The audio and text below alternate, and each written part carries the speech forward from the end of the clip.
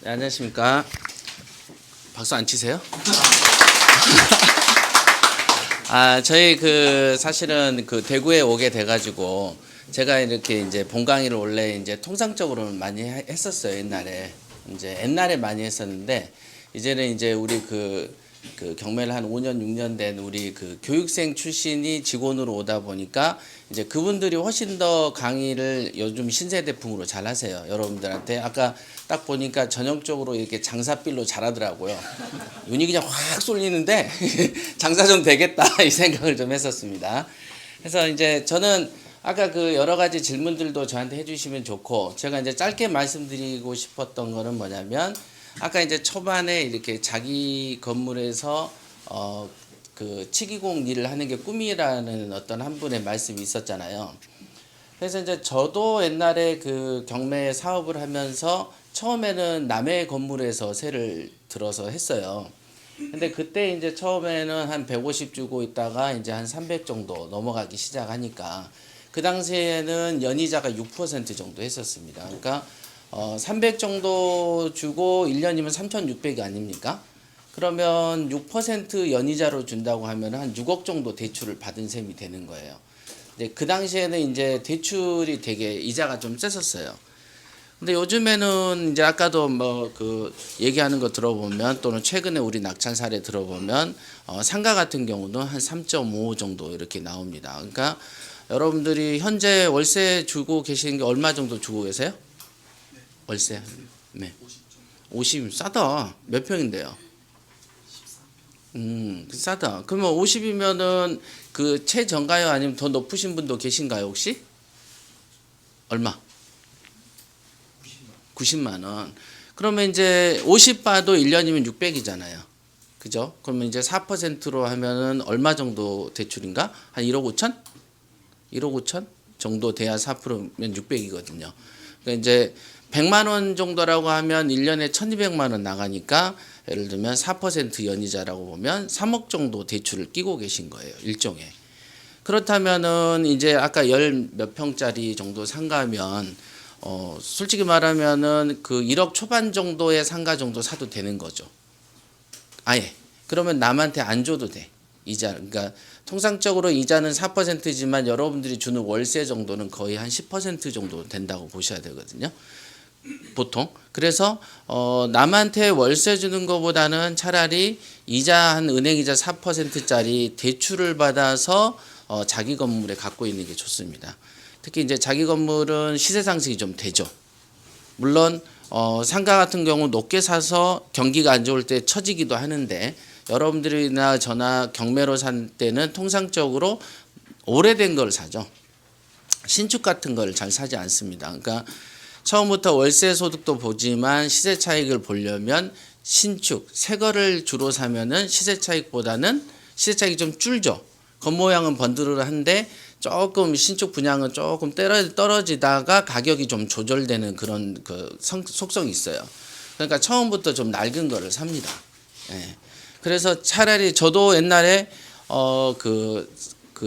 월 300 얼마를 주다가 이거를 대출을 한 6억 정도 끼는 건데 그럼 차라리 6억보다 더 돈을 몇 억을 더 주더라도 자기 건물을 사버리면 장기적으로 돈이 세이브 되겠다. 그러면서 이제 저도 이제 그때 본사 사옥을 장만하게 됐던 거거든요. 근데 여러분들한테 이제 또 하나 이제 팁이라면은 아까 이제 저희가 점심 때 먹었던 데가 저기 김광석 거리에 있는 단독주택을 개조한 곳이었어요. 그래서 그런 이제 서울에도 그렇게 단독주택을 개조해서 식당을 많이 만들거든요. 그렇다면은 차라리 여러분들도 그냥 오피스텔에 자기 주거용 겸했다가는 사무실을 차릴 수는 없는 건가요? 여러분들이 뭐 손님이 많이 찾아오는 일인가요? 시끄러워서 안 돼. 이게 막 시끄러워요? 방음 쳐도 안 돼요? 방음 쳐도 좀 곤란. 왜냐하면 저희 건물에 이제 성악하거나 악기하는 분들은 와서 이제 사무실을 이렇게 뽁뽁이처럼 방음 시설을 하고도 이렇게 하거든요. 그러니까 이제 그런 것도 이제 한번 감안해 보면 어떨까? 나 아까 그 생각이 좀 들더라고요. 왜냐하면 상가를 사서 여러분들 평수 15평, 16평 좀 요 정도면 솔직히 1억 초반 정도면 살 것 같은데 그러면 차라리 사버리는 게 낫거든요. 세 계속 주는 것보다. 이제 그런 것도 생각해봤고 또 장기적으로 경매를 한다면 아까 같은 단독주택 땅이 좀 있는 거. 좀 땅이 좀 평수가 좀 작아도 1, 2층 돼 있는 경우가 단독이 좀 있잖아요. 그러면은 굳이 또 뭐 역세권 중심이 있어야 되나요? 업장이? 그건 아니죠. 그렇다면은 좀 광범위한 범위로 해서 단독 같은 거라도 이렇게 하나 사놓으면 거기서 자기 건물에서 그 사업하시면서 땅값 상승도 좀 되고 그러거든요. 그러니까 여러 가지 어떤 그 파괴 생각에 대한 파괴 이 직업이 어찌 보면은 손님이 오는 직업 같으면은 위치도 따져야 되고 뭣도 따져야 되는데 그냥 자기의 사적 공간이라고 본다면 정말로 그 개인마다 어떤 상담을 해보면은 분명히 되게 돈 버는 길이 있을 것 같은 생각이 좀 아까 여기서 앉아서 들었어요. 그리고는 이제 이게 여러분들 사업 용도에 이제 적합한 투자 방식이 하나가 좀 전에 제가 말씀드린 두 가지 정도고 그렇지 않고 재테크로 한다면 이제 아까 그 우리 그 이 과장이 해줬던 방식으로 공부를 좀 해서 투자 차익이 있는 거를 하나씩 사서 모으는 거죠. 그 다음에 곽이사가 말한 것처럼 대출을 끼면은 투자금이 거의 적으니까 실제로 한 5천 정도면은 서너 채도 살 수가 있어요. 그러니까 여러분들이 이제 중간에 그 경매에 우리가 제가 속칭 편견이라고 그 부자마인드 책에 써놓은 게 있어요. 돈은 어떤 사람은 2, 3억 있어도 큰 성과가 못 나고 어떤 사람은 5천 있는데 한 1년 지나면은 2, 3억 있는 사람보다 다 앞서 있고 그래요. 이 계통이. 아까 이제 강의사 강의도 아예 그 신불이다가 건물 한두 개 사면서 순식간에 올라버리죠. 그 기간이 겨우 뭐 1, 2년이 안 돼요. 금년에만 해도 이제 세 채를 이제 취득했는데 그 기간이 얼마 안 돼. 그러니까 여러분들이 제가 계속 얘기하지만은 그 제가 이제 조사할 때도 보면은 하는 업무가 거의 날새기도 많이 하시죠. 하루에 너무 많은 일을 하시던데 그 일 시간에 한 3분의 1 토막만 이렇게 딱 투자하시면 지금 하시는 일은 조금 그 약간 그 취미 생활로 하고 요거에서 돈이 더 벌리기도 해요. 안 믿어지잖아요. 근데 이 플랜은 사실은 협회가 수많은 강의를 해오면서 이 얘기를 듣고 와가지고 자기가 다 그렇게 된 사람이 너무 많아요. 우리 그 유튜브 보면은 다 회원들이 와서 얘기하니까 그렇다고 해서 그 사람들이 되게 뭐 천재거나 되게 뭐 똑똑한 것도 아니고 그 똑똑하지 않아요. 그냥 뭐냐면 아까 이제 궁금해하셨던 권리 분석. 권리 분석은 뭡니까? 권리 분석 잘못하면 돈을 좀 추가로 몰아낼 수 있느냐라는 위험성. 그거는 지식이기 때문에 지식 같은 경우는 세상에 공표가 되어 있어요. 그러니까 막 그 숨겨진 지식이라는 건 없어요. 원래 지식은. 그러니까 그 지식은 아는 사람한테 물어보면 바로 알거나 내가 책 보고 공부하면 즉시 알 수 있는 거예요. 그 권리 분석이라는 게 법이라서 처음에만 딱딱하고 어려운 것처럼 느껴질 뿐이지 여러분들이 하는 그 전공 분야의 그 치기공 쪽의 전문 지식보다는 오히려 법이 더 작습니다. 그 다음 변수가 없어 법은. 요러면 요래 수학 공식 같은 건데 여러분들이 하시는 일은 변수가 좀 많지 않습니까? 개인한테 좀 맞춤형으로 해야 되고 그러니까 이제 그 치기공 기술 플러스 창의력하고 뭐 어떤 그런 뭐라고 해야 하나 위기 대응 같은 게 좀 적용이 좀 돼야지 일 잘하시는데 경매 같은 경우는 그냥 법은 그냥 산수 같은 거다라고 보셔도 돼요. 그래서 아니 저는 법을 모르는데요. 그럼 모르면 옛날에 치기공 공부할 때처럼 반에 반만 공부하면 돼요. 그게 이제 비교를 이렇게 해드린 거고 시세 분석 같은 경우는 세상에 입 달린 사람은 다 시세 조사 할 수 있어요. 나만 특별히 입이 안 달렸다 그러면 어쩔 수 없는데 입 달린 사람은 다 할 수 있는 게 시세 조사예요. 근데 시세 조사 할 때 이제 뭐가 옵니까? 샤이가이가 등장하죠. 성격적으로 부끄러워한다든가 뭘 물어봐야 될지 모른다든가 이런 경우는 결국은 성격적인 거가 좀 크게 좌우지우지 됩니다. 그래서 여러분들이 성격이 막 밝아가지고 막 떠들고 아까 막 그 화기애애 하셨잖아요. 선물 타갈 때. 그 기분을 24시간만 유지하면은 돼요. 이게 되게 쉬워요. 그래서 이제 그 다양한 리스크들이 처음에 경매 공부할 때, 이렇게 경매라는 게 이렇게 좋은 거야? 근데 왜 나는 몰랐지? TV에서 보면은 다 안 좋다고 얘기하던데? 요런 얘기들을 이제 갖고 있잖아요. 그러나 내가 눈으로 본 게 아니면 딱히 먼저 믿으면 안 돼. 보고 확인하고 믿어야 돼요. 어떤 안 좋다는 얘기도 그렇게만 하시면 돼요. 그러니까 리스크는 딱 두 가지밖에 없어요. 권리 분석, 시세 분석. 요 두 가지밖에 없습니다.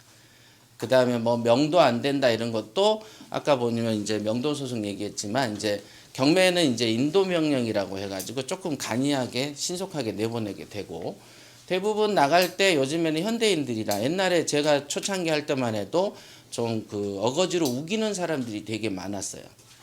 그럴 때는 좀 그 수려한 어떤 언변하고 그 다음에 어떤 그 이 집이 내 집이라는 강인한 의지가 있어야 되는데 그 의지가 처음에 경매를 시작할 때 그 의지가 너무 약한 거예요.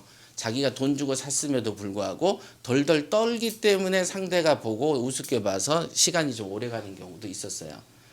근데 이제 요즘에는 보면은 그 거주자들 일반 국민들의 법 지식이 좀 좋아져 가지고 어차피 남의 집인데 어떻게 오래 버티냐 이런 의식이 좀 퍼진 것 같아요. 이렇게 변화를 보면 옛날하고 확실히 다른 것은 뭐냐면 그냥 좋게 대화하면 그냥 좋게 나가. 그럴 때 이제 나갈 때 좀 뭐하고 찝찝하거나 뭐하면 그냥 돈 좀 더 이사비 좀 도와주면 되는 방식으로 구성 자체가 되게 간단하게 이루어져 있어요. 사람 내보내는 거.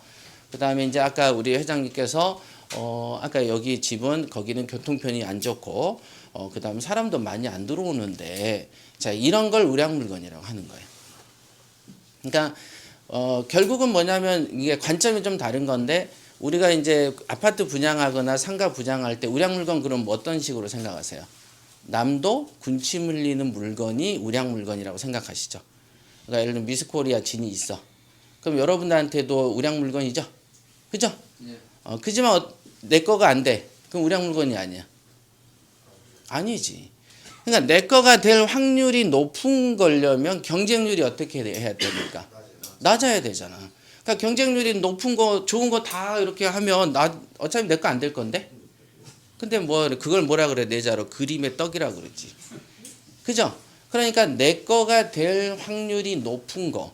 그러니까 사람들의 인식이 이거 좀 별로 안 좋은 거 아니야라고 인식하는 그런 유사한 거. 그죠? 그러니까 여러분들이 그런 거가 여러분들이 살 길인 거예요. 왜냐하면 경쟁률이 약하기 때문에.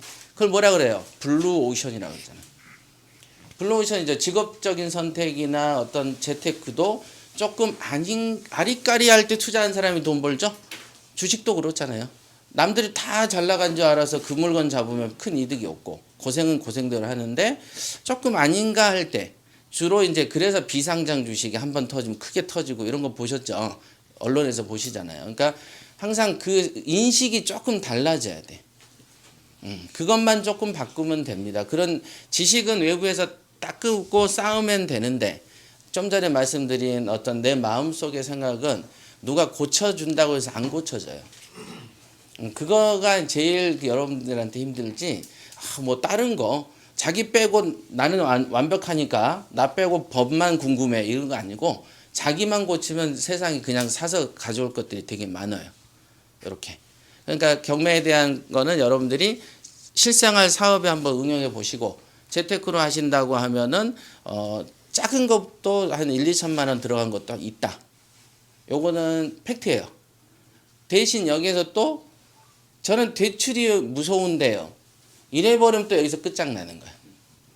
그래서 지금이라도 여러분들이 카드깡에서도 산다라는 얘기가 제 옛날 초창기부터 했던 말이 그거예요. 카드깡에서도 산다 이거는 경매는. 근데 부동산은 계속 오르는 속성이 있고 또 여러분들이 어떤 그 부동산을 갖다 보면 정신적 치유도 좀 받죠. 뭔가 알 수 없는 패배감도 좀 있잖아요. 돈 이거 모아가지고 또 살라고 올라와 있고 막 이런 거에 대한 불편함. 이런 거가 작은 거부터 이렇게 터치되면서 돈 버는 게 있습니다. 1, 2천 이런 거는 금방 벌어요. 정리를 제가 해드렸는데 질문 있으시면 하시고. 질문? 충전이 때 다 진을 빼고 나한테 질문 안 한다. 씨. 질문 없으세요? 처음에 투자비가 그럼 얼마나 들어요? 예? 최소 투자비가 손은 저기서 들고 목소리는 여기서 들으니까 난 저분이 얘기한 줄 알았어. 그럼 저희들은 네. 500원을 받았는데 네.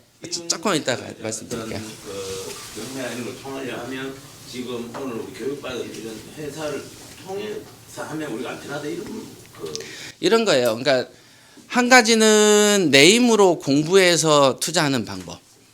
한 가지는 경매를 하는 사람을 대행해서 그 사람들 시켜서 하는 방법. 그죠? 우리가 어디 목적지 갈 때도 내가 걸어가거나 내 자전거 타고 내 오토바이 타는 방법도 있지만 택시를 대절해서 가기도 하죠. 그죠? 그러니까 이 두 가지 방법이 있어요. 그러니까 그 두 가지 방법은 본인이 어떤 환경적인 게 있잖아요. 아, 나는 죽어도 공부하기 싫어. 돈 되는 건 다 알겠는데 골치가 좀 아프다. 아, 좀 바빠. 그러면은 믿을 만한 업체한테 맡기면 되는 거고. 근데 이게 또 보면은 믿을 만한 업체라는 게 많을까요, 적을까요? 상식적으로. 적겠지. 이치가. 여러분들도 치기공 이거 하시잖아요. 그러면은 그 의사들이 맡길 때 어떤 생각을 하실 것 같으세요? 믿고 맡길 만한 업체가 많다고 생각할까, 적다고 생각할까? 적다고 생각하죠. 왜냐하면 여러분들도 어떤 그 디테일이 다르고 또 실력이라는 게 있어도 또 뭐가 중요합니까 여기서? AS도 있고 의사소통도 있고. 그죠? AS에서 인색해버리면 또 의사가 불편해지잖아. 그런 것처럼 컨설팅을 맡겼는데 그 업체에서 의사소통이 안 되고 오늘 거래한 직원이 내일 실종되면 어떻게 하시겠어요? 왜냐하면 컨설팅 업계 직업의 마인드는 그다지 좀 높지 않거든요. 그러니까 이제 그거는 그 계통에 또 리스크가 있어. 그래서 권리 분석을 잘했다라고 사장님 괜찮습니다 했는데 뭔가 실패했어. 그래서 이제 전화하면 부재중 뜨고 막 이래버리는 그 뭐죠? 뭐 번호 없습니다 이래버리는 경우가 이 바닥에 좀 많아요. 부동산에는 좀 이제 사기꾼들이 좀 많아. 실제로 많아요. 그러니까 여러분들이 가시밭길이지. 그러니까 그런 거를 잘 고르는 눈은 있어야 돼. 두 번째는 내가 공부를 하면은 일단 내가 꾸준히 늙어 죽을 때까지 할 수 있다는 장점은 있는 반면에 습득하는데 또 시간을 투자하니까 좀 본인한테 안 맞을 수도 있고. 그래서 이 두 가지를 고민하시면 될 것 같습니다.